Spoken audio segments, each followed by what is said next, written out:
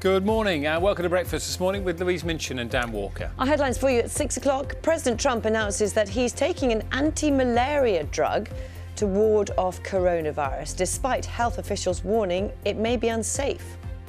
What do you have to lose? Okay, what do you have to lose? So I have been taking it for about a week and a half. Every day? At some point, every day. The differences in lockdown regulations between the UK's four nations continues to widen. From today, groups of 6 people can meet up when outdoors in Northern Ireland. 3 people are held on suspicion of murder after a 19-year-old woman was shot dead on her way to a supermarket in Lancashire.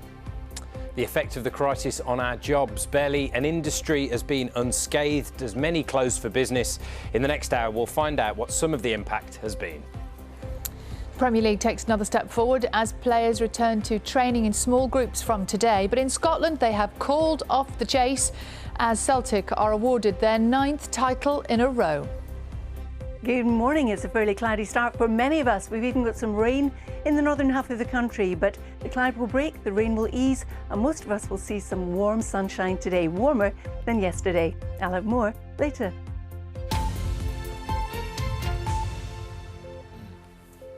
Very good morning to you. It's a Tuesday, the 19th of May. Our top story for you. President Trump has said he's taking an anti-malaria drug as a precaution against the coronavirus, even though the regulator has warned people not to do it. The US Food and Drug Administration said several weeks ago that there was no proof hydroxychloroquine was effective against the virus and it could cause heart problems. Mr. Trump has also renewed his attack on the World Health Organization over its response to the initial outbreak in China. In a letter on Twitter, he said he might make the temporary freeze of US funding of the WHO permanent. Our North America correspondent Peter Bowes has more.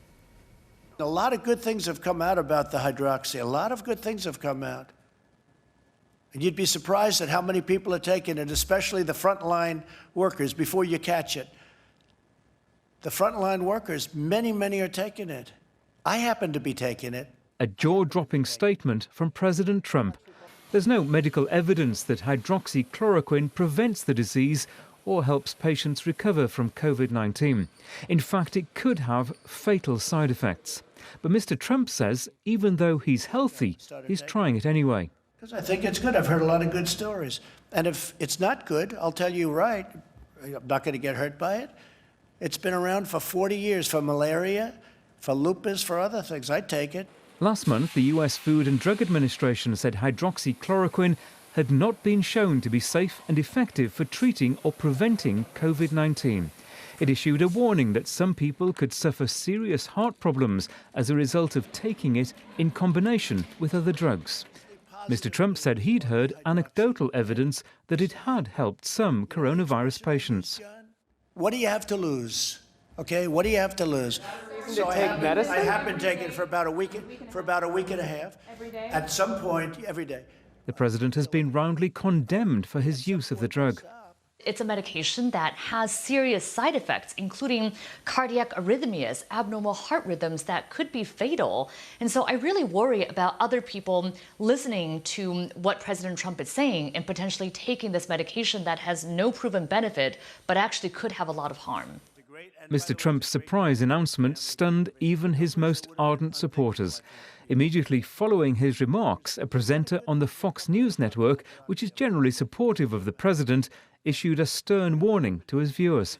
If you are in a risky population here and you are taking this as a preventative treatment to ward off the virus, or in a worst case scenario, you are dealing with the virus, and you are in this vulnerable population, it will kill you. I cannot stress enough. This will kill you. And in a separate development, Mr. Trump has given the World Health Organization an ultimatum, threatening permanently to stop funding the WHO if it fails to commit to major substantive improvements within the next 30 days. Peter Bowes, BBC News, Los Angeles. From today, groups of up to 6 people from different households are allowed to meet outdoors in Northern Ireland. It's the latest example of the widening gap between the lockdown rules of the 4 UK nations. This comes as a group of cross-party MPs has written to the Prime Minister to stress the importance of England, Scotland, Wales and Northern Ireland working closely together during the pandemic. Andy Moore has this report. From today in Northern Ireland, up to 6 people from different households can meet outdoors.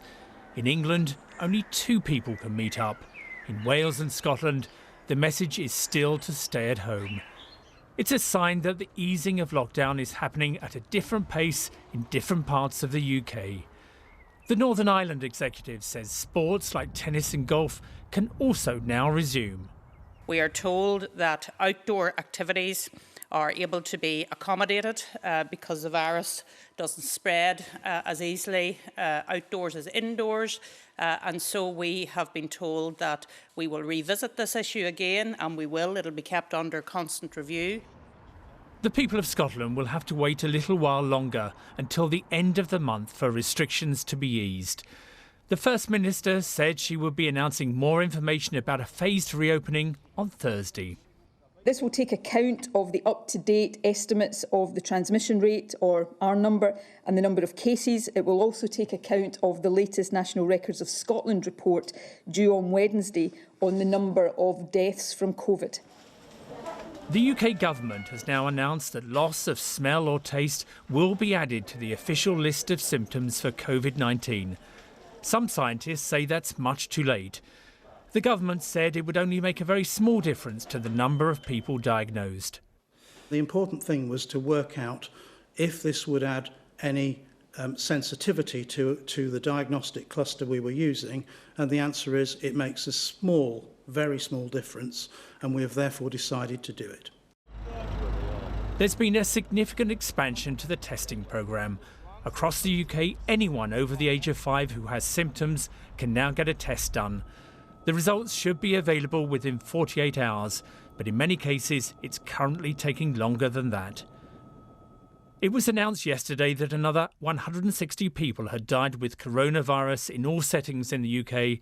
That's the lowest figure for several weeks, but there's often a lag in reporting on a Monday.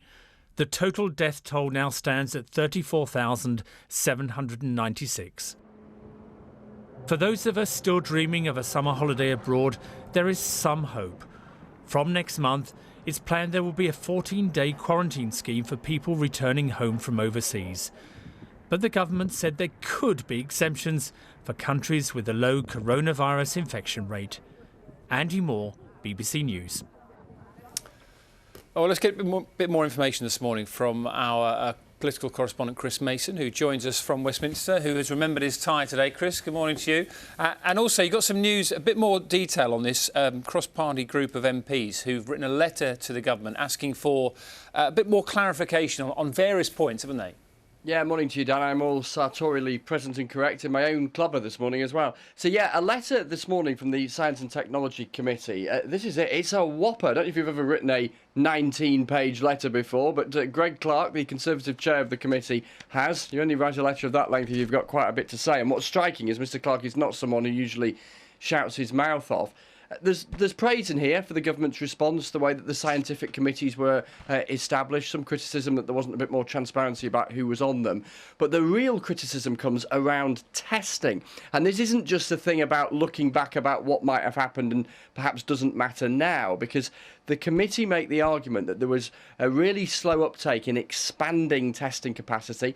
There's criticism in the English context of Public Health England, the body that was responsible at the start for a lot of the testing. Public Health England have responded pretty spikily, saying, look, we do what we're asked to do, but it's for the government to direct the big strategy. So what you're beginning to get, Dan, in public now, frankly, is a bit of a blame game going on about who was responsible for what and when. And you might think, well, why does this matter now? It matters now in terms of how any vaccine, and as we've been reporting on Breakfast over the last couple of days, there may never be a vaccine, and if there is one, it could be a long way off. But if there is a vaccine, ensuring that there's the necessary infrastructure, the necessary laboratories and mechanisms for ensuring we can all get it as quickly as possible is going to be crucial. And so learning the lessons of how that was all set up around testing is really important too. The government makes the argument that, you know, it's willing to listen, it's willing to learn, and that as far as testing was concerned, it set up all of that plan in an unprecedentedly quick time, given the scale of what they were having to battle with. OK, very interesting. We'll be speaking to Therese Coffey, the Work and Pensions Minister, about that and many other things at 7:30 this morning. 6:10 right now. 3 men have been arrested on suspicion of murder after a teenager was shot dead near a supermarket in Blackburn over the weekend. Police believe 19-year-old law student Aya Hashim was not the intended target of the attack. Let's get more from our correspondent Adam McLean, who's in Blackburn for us this morning. And what can you tell us about her and also what happened? Morning. Well, 3 men from Blackburn, aged between 33 and 36, have been arrested on suspicion of murder and are in custody this morning. It's emerged that the young woman shot dead at the supermarket behind me was not the intended target of this attack, according to police. 19-year-old Aya Hashim was a law student at the University of Salford. She was also a young trustee at the Children's Society. Now, that organisation have described her as a truly remarkable young woman and an inspiring voice for children and for young people. Police say they are not treating this as a terror-related incident. They also don't believe it was racially motivated. Now, this area was busy at the time and police believe there will be several witnesses. In a statement, they say, "We appreciate people may not want to get involved and may be reluctant to come forward, but an innocent young woman has been killed in broad daylight, and we are asking anybody with any information at all to search their consciences and get in touch to tell us what they know." Now, detectives believe the fatal shots were fired from a green Toyota Avensis. That car was found nearby, and they're appealing for anyone with any information about how that car was used over the past few weeks to get in touch. Adam, thank you very much. Thank you. The first white stork chicks to hatch in the UK for more than 600 years have been caught on camera by the BBC's Springwatch team. Have a look at this. It's a rare little treat for bird watchers. White storks have been extinct due to loss of habitat and poaching as well. They came into the world at the Knepp Estate, which is in West Sussex. The conservation group White Stork Project are hoping to create a population of at least 50 breeding pairs in southern England by the year 2030. What a treat that is. And Springwatch returns to BBC Two next Tuesday at 8 p.m. The White Stork Project sounds like some sort of funky indie band, doesn't it? It does, actually, or a movie. It's at 6:12 morning, watching breakfast. So many families across the UK have been struggling with the financial strains that have come with the coronavirus pandemic, including Camilla Ferry and her husband Michael, who both lost their jobs in hospitality when the lockdown began. Neither of them qualified for the government's furlough scheme, leaving them without an income at all. They've been speaking to our Scotland correspondent Lorna Gordon. Camilla Ferry and her husband Michael work in hospitality, but when lockdown happened, they lost their jobs. Because he recently changed jobs, he's not eligible for the furlough. I am a seasonal worker, so I'm not eligible for furlough either. So we have had the whole month with no income. The couple and their 2 children, Isabel and Oliver, live within sight of Loch Ness in the north of Scotland. Camilla says their sudden unemployment means they've had to cut back to make ends meet. We just try to buy not as much food. We had to cut on our bills quite a lot. Like everything what we could have cancelled, pretty much we've cancelled. We've taken advantage of the mortgage holidays. We taken our car off the road. Yeah, like everything pretty much what we could have cut down, we cut down. Her husband has now got some work, but money's still tight. I am a bit relieved now when he picked up his job, because I know we have some money coming in. It's definitely nowhere near enough we need, but the past 2 months definitely not been easy, and I think obviously it gives you stress, it gives you anxiety. This is an area where many work seasonally in jobs related to tourism. Camilla is not alone in finding herself newly unemployed. I've been quite lucky, to be honest. I even had people like bringing me some shopping and that, so it was really nice actually. But there is no jobs, so there's so many people struggle. But I don't think for me at the moment, for another 3-4 months, I don't think I will get another job. And how does that make you feel? anxious. I've never been without a job, never ever in my life. Grateful for the help from friends and neighbours in their small community. But for Camilla, like others now left looking for work, these are anxious times. Lorna Gordon, BBC News. It's 6:15. It's, what day is it? Tuesday morning. Let's have a little look at some of the front pages for you this morning. I'm going to start with, I think, The Guardian for you, which leads on how temporary care workers transmitted coronavirus between care homes as the epidemic grew. This is according to an unpublished government study. The Metro reports that 200,000 people might have had coronavirus but failed to self-isolate because the official symptoms didn't include a loss of the sense of smell. It also has a large picture of two women enjoying La Dolce Vita in Milan now that Italy has eased its lockdown. Let's show you the Times. They've got the same picture there on the front cover, and it says that Britons have been given a fresh hope of a summer holiday abroad after the Transport Secretary announced plans for so-called air bridges between countries with low coronavirus infection rates. Online, the Scotsman says the lockdown there will be started to be lifted on May the 28th, so that's a week on Thursday. It also carries a picture of a young Celtic fan celebrating a historic 9th consecutive league title after the top-flight football season was declared finished yesterday. And I'm sure Sally will be talking about lots of talk on the back pages about the English Premier League season and what might happen there. All Premier League clubs voted to return to training. There's lots of pick-up as well about Sally's interview with Luke Chadwick yesterday and Nick Hancock, who, if you didn't see it, Luke Chadwick's going to come back on the programme today, former Manchester United footballer who spoke about being bullied and lots of media attention about the way that he looked when he was playing for Manchester United.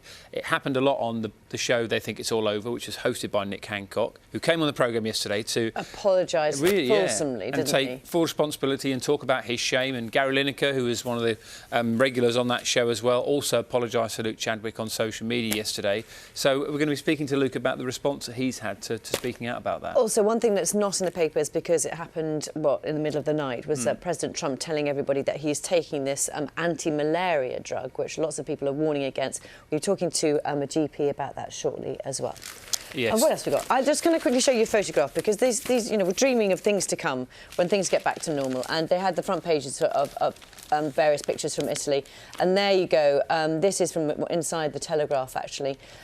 What might become normal now, I suppose. This is hairdressers in Milan wearing face masks and visors as they look after clients, who also are wearing masks as well. And I suppose at the point when we can get back to returning to, I don't know, whatever it is, bars, salons, etc., that's a little indication of what it might have to look like. There's an interesting story in the Mirror. Two on the same page. One's talking about Robbie Williams saying he's considering a hair transplant. But more importantly, picture-wise, is this. I'm not going to give you any more information about that. That's it. I'm going to leave it there. This is little baby Lula, right? And the thing that's interesting about her is that normally babies are able to sort of hold their own weight around about 9 months. She's 8 weeks old, and she is standing strong. Apparently, she watches strongman clips on the TV with her dad, and he loves weightlifting and is a fan of strongman competitions, which Lula seems to lap up when they watch them on YouTube. So that might have inspired her. Bit of secret training. I mean, that is amazing, isn't it? Most babies that age probably, I don't know, they probably can't even roll over. I think ours are all doing that one-leg bum crawl at that age, you know. Well, she's 8 weeks. Not 8 weeks, no, that came a lot later. 8 weeks is remarkable, isn't it? Yeah. This is incredible. You're right. 8 months, maybe. Yeah. Anyway, there you go. That is impressive. Well done, Lula, and everyone who knows her.